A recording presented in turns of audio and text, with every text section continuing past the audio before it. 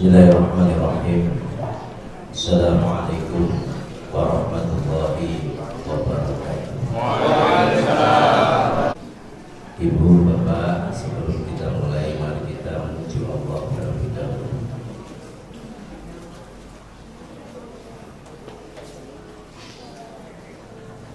La ilaha illallah. La ilaha illallah.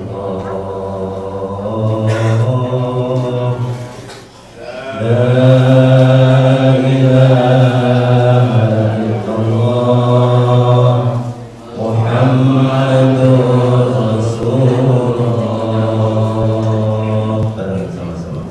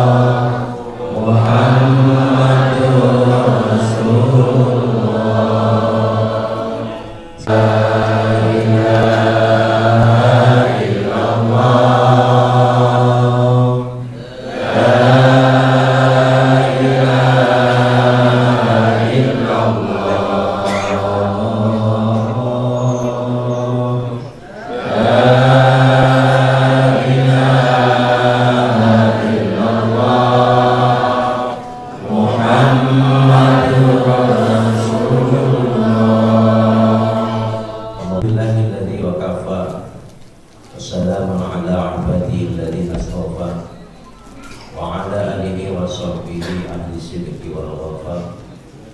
Amma ba'du.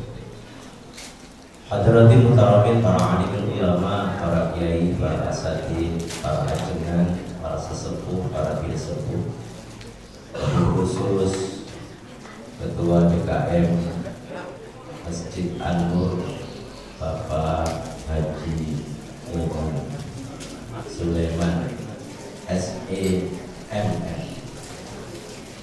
Ketua Panitia Bapak Istiono yang saya hormati, para masyayikh, para kiai yang hadir pada kesempatan pagi hari ini, Bapak Lurah yang saya hormati, Bapak Wadul Besar, Bapak satunya Pak Poli dari Poli ya, yang saya hormati, ibu-ibu calon-calon ahli surganya Allah Subhanahu wa Ta'ala, bapak-bapak sehat Pak semuanya, ibu sehat Bu? Biasanya kalau ibu itu paling ramai, ya, paling kenceng. Sehat Bu? Allahumma shalli ala Muhammad. Lebih kenceng lagi, orang saya ngomongnya kenceng harus kenceng. Allahumma shalli ala Muhammad. Ini baru mau ini. Ibu sehat semua alhamdulillah. Gimana sehat? Udah sarapan belum? Belum, baru mau sarapan.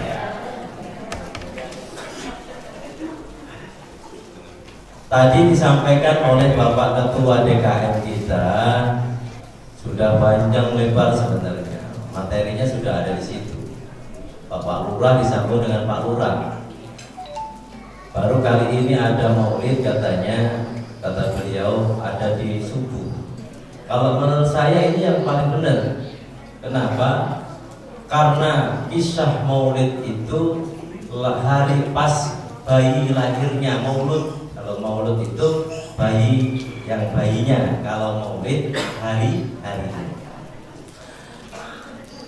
Karena kanjeng Nabi Muhammad SAW itu dilahirkan pada subuh dini hari, pas fajar berbarengan dengan tentara Abraha mau menyerang Ka'bah al-Musharrafah.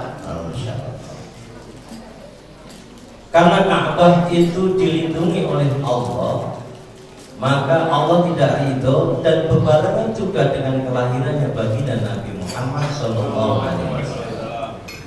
Ini sebentar Bu ya, sebelum sampai materi yang ditulis di sini, kita cerita-cerita dulu tentang maulidnya baginda Nabi Muhammad SAW. Kalau ini maulid, kalau maulid itu ceritanya tentang kelahirannya kanjeng Nabi. Jadi kanjeng Nabi itu lahir berbarengan dengan tentara Abraham yang menyerang Ka'bah. Nah, kemudian diabadikan oleh Allah dalam Al-Quran kisah itu dalam surat apa? Al-Fil. Enaknya kalau pagi-pagi begini ngaji bareng-bareng ya. A'udzu billahi minasy syaithanir rajim. Bareng-bareng kita baca surah Al-Fil. Insyaallah tambah berkah. Bareng yuk. A'udzu billahi minasy syaithanir rajim. Bismillahirrahmanirrahim. Alam tara kaifa fa'ala rabbuka bi ashabil fil. Alam yaj'al kaydahum fi tadlil wa arsala 'alaihim tayran ababil tarmihim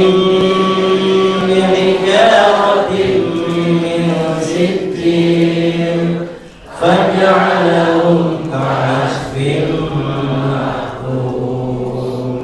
Kanjeng Nabi lahir di bulan apa Bu? Rabiul Awal. Saya mau tanya ya, kanjeng Nabi itu lahir tanggal berapa? 12 Rabiul. Bapaknya siapa? Sayyid Abdullah. Terus ibunya siapa Bu? Siti Aminah. Kakeknya siapa Pak? Abdul. Punya kakek pasti punya nenek. Neneknya siapa? Gak tahu.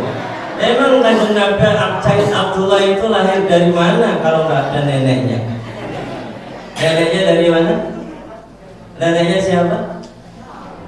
Namanya Fatimah. Oh iya ya. Namanya Fatimah. Maka diabadikan oleh kanjeng Nabi ketika punya anak perempuan dikasih nama Fatimah Zahra. Bapak Ibu sekalian, kanjeng Nabi saat itu berbarengan dengan tentara Abraham mau menyerang Ka'bah, kemudian Allah Subhanahu wa taala mengirim yang namanya pasukan burung ababil. Kalau dilihat ceritanya itu dahsyat sekali. Burung ababil itu turun, begitu burungnya kecil-kecil, tapi begitu saking kecilnya burung itu, banyak burungnya. Begitu banyak sampai gelap itu langit. Kemudian dia ambil tinggil-tinggil dari neraka, kemudian dihujamkan kepada tentara Abraham, dan kemudian tidak tersisa satu bersama pasukan gajah. Maka kelahirannya kanjeng Nabi saat itu disebut dengan tahun gajah. Ini sampai jam berapa Bu? Jam 10. Ya udah nggak apa-apa, sampai di sini saya pergi. Tadi udah dikasih tahu Bapak Iman jam 6:30 Pak Ustaz. Sudah 5 menit aja lah ya. Bu, akhirnya kanjeng Nabi Muhammad SAW lahir. Begitu lahir, karena Aminah itu tidak keluar air susunya, maka kanjeng Nabi Muhammad dititipkan persusuannya kepada yang namanya Halimatus Sa'diyah. Umur 4 tahun Ibu, kisahnya singkat aja. Umur 4 tahun ketika kanjeng Nabi Muhammad SAW sedang bermain dengan putranya Halimah di tengah lapang, kemudian ada sesosok seperti kayak burung elang itu nyamber, kemudian Muhammad bilang, siapa yang ngambil saat itu? Malaikat. Untuk diapain? Untuk dioperasi, dibedah. Dioperasi Untuk apa dioperasi? Untuk menghilangkan ego, menghilangkan sakit penyakit hati-hatinya. Selesai diumumkan kepada Halimah, "Mama, Muhammad hilang, Ma. Muhammad hilang. Kemana? Gak tahu, tadi ada kayak burung elang itu nyamber dia." Akhirnya dikasih tahu kepada keluarganya bahwa Muhammad hilang. Bingung, kakeknya bingung, mbahnya bingung. Kakek sama mbah kan sama ya. Neneknya juga bingung. Terus siapa lagi yang bingung? Pamannya Abu Lahab, Abu Talib. Abu Jahal pamannya bukan? Bukan. Abu Lahab sama Abu Talib itu bingung, mencari kemana-mana. Aina Muhammad, aina Muhammad, ya Muhammad, aina. Gimana wahai Muhammad? Tiba-tiba Kanjeng Nabi itu senang ada di bawah pohon tempat dia menggembala kambing itu. Sama malaikat lari di situ. Dicarilah Muhammad ada di situ. Akhirnya dibawa pulang, diserahkan lagi kepada Halimah sampai umur 6 tahun. Umur 6 tahun Kanjeng Nabi diserahkan kepada Siti Aminah sama Halimah. Halimah diserahin umur 6 tahun, kemudian diajaklah ke makam, berziarah ke makam ayahnya. Tengah perjalanan ibunya sakit, kemudian wafat. Umur 6 tahun Kanjeng Nabi diuji oleh Allah sudah menjadi yatim piatu. Yatim dari sejak bayi, sejak 3 bulan, piatunya umur 6 tahun. Setelah itu dirawatlah oleh siapa tuh? Kakeknya, namanya Abdul Muthalib. Sebentar, ini cerita sebentar. Dirawatlah oleh kakeknya, namanya Abdul Muthalib sampai umur 8 tahun. Umur 8 tahun kakeknya wafat.